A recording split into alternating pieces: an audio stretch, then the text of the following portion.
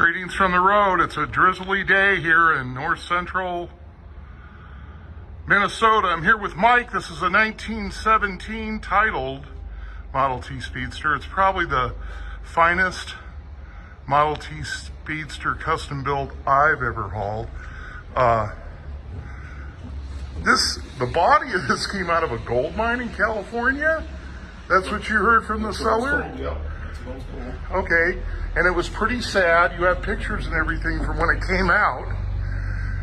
And then the guy spent 5 years building it, and then he found out he was too tall to fit in it.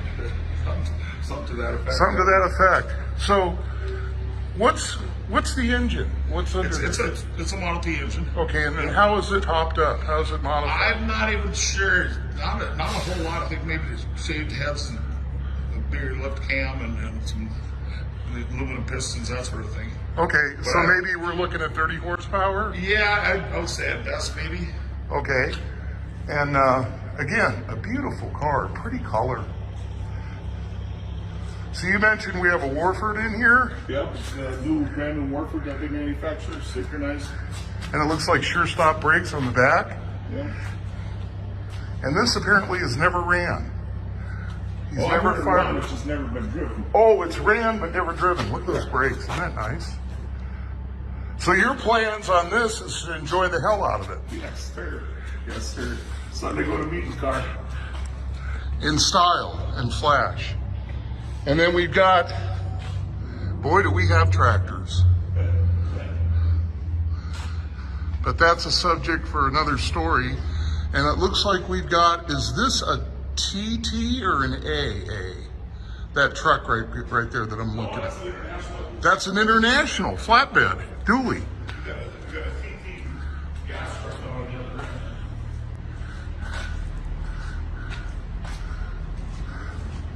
And this is one of how many buildings of tractors? Oh, there's probably a dozen. A dozen buildings full of tractors. And they pared the collection down. They had an auction not too long ago. And you're keeping stuff mostly on steel, right? Yep. Yeah, a lot of these aren't part of the family collection in here. So this was a family museum. And then it was sold to an organization, and they run shows here and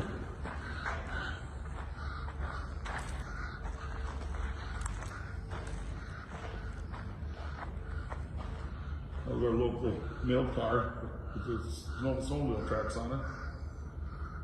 Jeez Louise. So does this open to the public on certain? Yeah, sure. The second weekend after Labor Day, we have our actual show. Okay.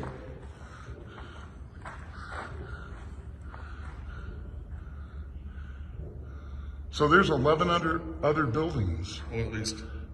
Yep. Jeez Louise. Correct. So out of the buildings that are housing the tractors, is there one building that houses some of you guys' collection? Oh, yeah. Quite a few of them, actually. Quite a few, okay. Yep.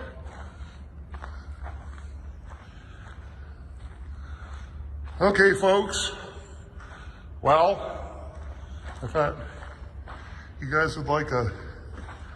Now, these are the doodle bugs that you mentioned. Yeah, little conversions, correct. Okay. And these are factory conversions? Yep. 2 Shaws and a Stoddy. Okay.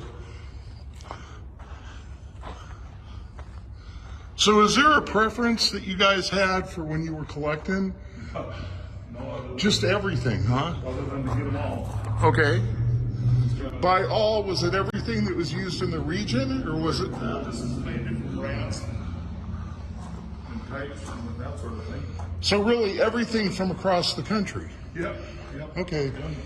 Yeah, I've got a lot of stuff out of Canada. Wow.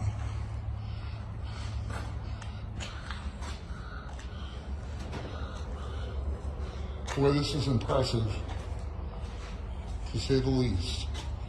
All right, well, I'm going to pack it up. Got a winter weather system moving in. And I'm going to go to the Volo Museum outside of Chicago.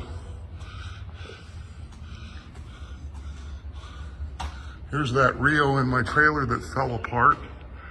Jim had to put back together. That goes to Maryland. Everybody have a great day. Remember, drive safe, arrive alive, especially now that winter's here. It's Freighter Jim, North Central Minnesota. See you later down the road. Greetings from the road. This is Jim. There's a rope making piece of equipment. Is that thing that looks like a gondola over there? Yeah, no, correct. Okay, so that was a rope making piece of equipment. Here's the flywheel, which is what, 16 feet? Yeah, I believe so. This got moved from Wisconsin. Geez, I gotta move back. To get this in. And that flywheel used to power that rope making machine. And it came from Wisconsin. They moved it. There's a scale. Look at these old signs, these old bags that are hanging everywhere. And the boiler for that. Now, is this still operational? Oh yeah, we run it every year. Oh my goodness, look at the boiler for this, folks. This came from Wisconsin. This is the boiler that powers that engine that powered the rope making machine. That's just incredible. This place is incredible. Well, let's walk around a little bit in here and we'll get some shots. So when you mentioned your event is The second weekend after Labor Day. second weekend after Labor Day. You guys ought to come out to this.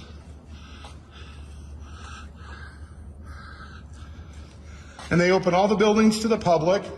They give demonstrations. They operate the equipment. Man, there's another magnificent tractor. Jeez. That's our pioneer. I've never seen such a narrow, this would be a narrow row crop tractor, right? Mm-hmm. Wow. I've never seen one on steel before. Look at these. Just look at these, folks. There's the rope making machine. Look at that. 12-foot jump rope is $5 or 50 cents a foot.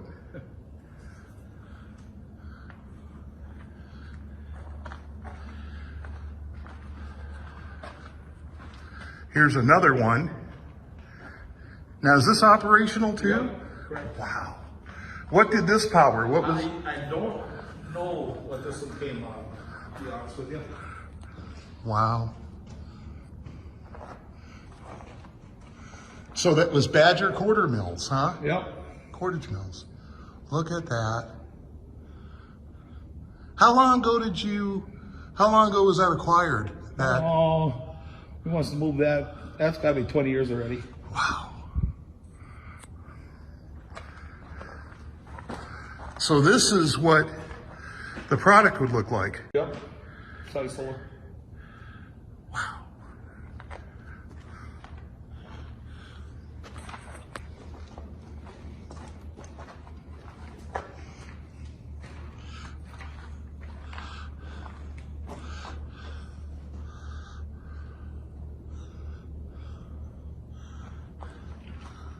More bags hanging on the wall. Bags on the other side. Hulks up at the top. That's just amazing.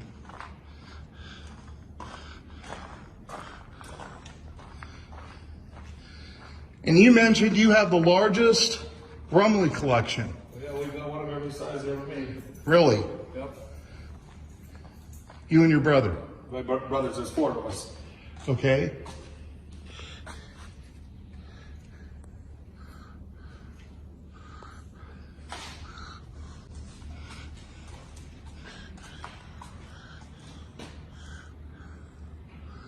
I'll walk outside and I'll show you this boiler for this. So that boiler's just for that, or does it run more than that? No, it runs both of the steam engines that are in the building. Oh, okay. Yep. But that one came from the rope factory. Yep. If I remember right, correct. Look at the wood that they burn in that.